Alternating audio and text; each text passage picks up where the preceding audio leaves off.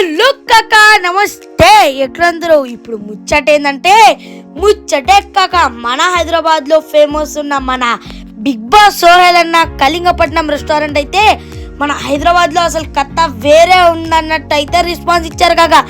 అలాగే ఇంత మంచి టేస్ట్ ని మన వైజాగ్ పీపుల్స్ కి కూడా అందించడానికి అయితే మన సోహెల్ అన్న మన కళింగపట్నం రెస్టారెంట్ మన వైజాగ్ లో అయితే ఓపెన్ చేశారు కాక.